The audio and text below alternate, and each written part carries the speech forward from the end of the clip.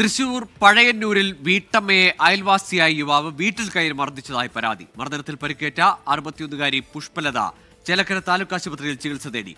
Police സംഭവത്തിൽ കേസെടുത്ത് അന്വേഷണം ആരംഭിച്ചു.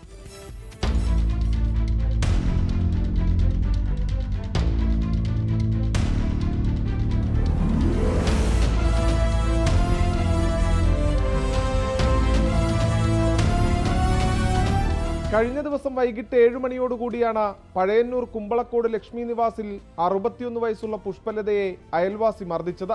സന്ദീപ് എന്നയാൾ മദ്യലഹരിയിൽ വീടിന് പുറത്തെത്തി വീട്ടുപകരണങ്ങൾ നശിപ്പിക്കുകയും ഇത് ചോദ്യം ചെയ്ത പുഷ്പലതയുടെ മുഖത്തും തലയ്ക്കും അടിക്കുകയുമായിരുന്നു.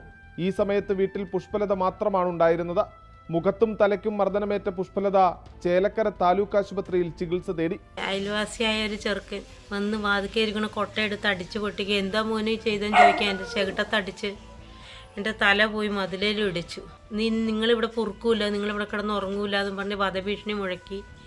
ഗേറ്റൊക്കെ തുറന്നു വന്നാണ് അവൻ അടിച്ചത്. ഞങ്ങൾ എറണാകുളത്ത് നിന്ന് 2 വർഷം മുൻപാണ് പഴയന്നൂർ കുമ്പളക്കോട് പ്രദേശത്ത് സ്ഥലം വാങ്ങി പുഷ്പലതയും ഭർത്താവ് നന്ദകുമാറും താമസം തുടങ്ങിയത്. തങ്ങളെ ഇവിടെ താമസിക്കാൻ അനുവദിക്കില്ലെന്നും വധഭീഷണി ഉൾപ്പെടെയുള്ളവ അയൽവാസിയായ സന്ദീപിന്റെ ഭാഗത്തു നിന്നുണ്ടായെന്നും കുടുംബം പരാതിപ്പെട്ടു.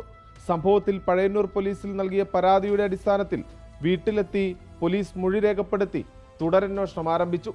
24 തൃശൂർ.